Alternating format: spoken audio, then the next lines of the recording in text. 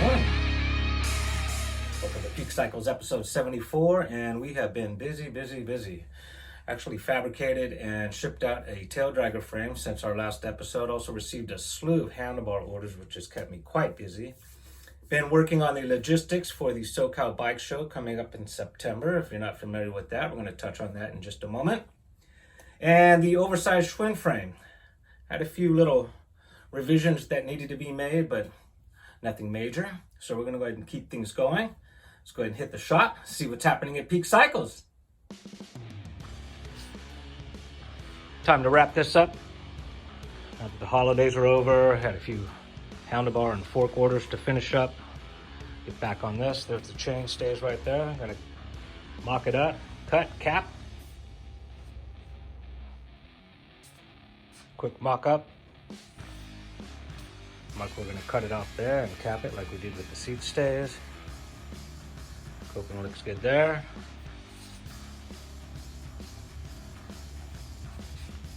First side cut. Not capped yet, but we're just mocking up, making sure we're looking good lengthwise. And we're looking good this direction as far as being level. Just go ahead and cap it off, cut the other side, keep it going. One side capped, looking good underneath. Profile shot here, looking good. Coat nice and tight. On to the other side.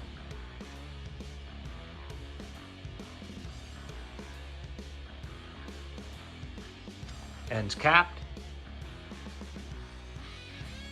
Looking good. Over the top.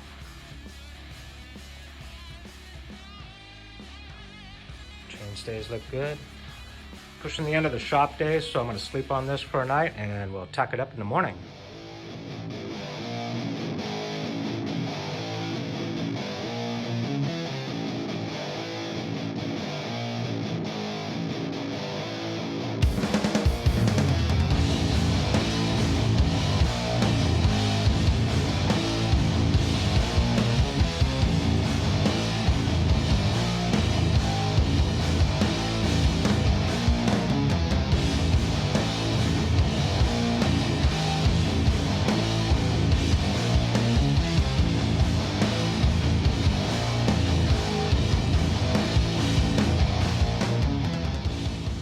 There you have it in a nutshell, the oversized Schwinn frame. And basically the revisions that needed to be made was the distance from the bottom bracket to the ground wasn't quite where I wanted it. The cranks were clearing, no problem, but I just wanted a little more distance.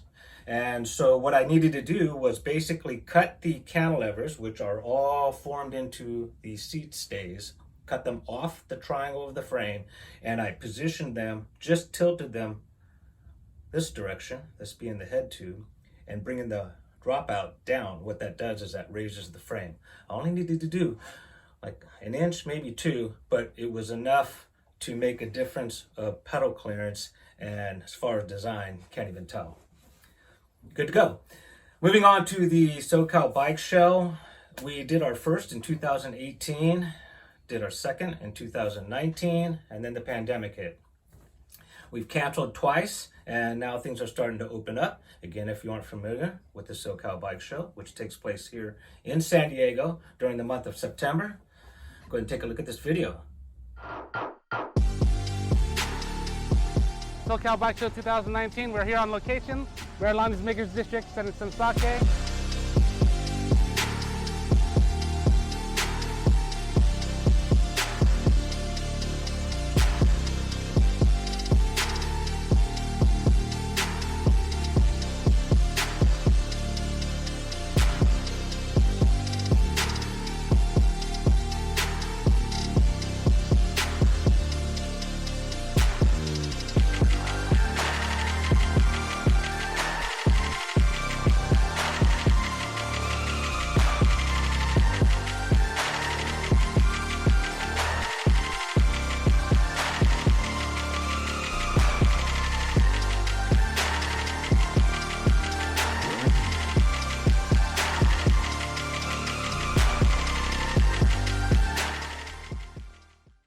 So there you have it, SoCal Bike Show 2018-19. And when I say we, I'm speaking of myself and my partner Jeff Rocks and Josh, the owner of Setting Sun, who was generous enough to let us use his parking lot.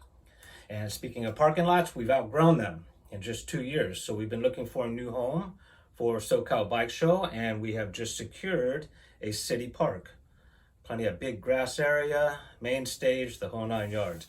My partner has since moved to Las Vegas, so I've been pretty much handling this on my own, as well as my wonderful wife, who's been helping me along the way. Let's go ahead and take a sneak peek at the new home for SoCal Bike Show.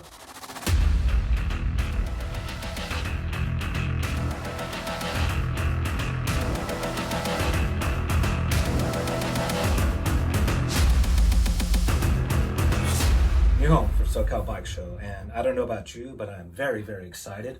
My wife and I are working very hard to secure that park, and I would like to throw out one last thank you to both Jeff Rocks and Josh of Setting Sun for everything they've done to put SoCal Bike Show on the map.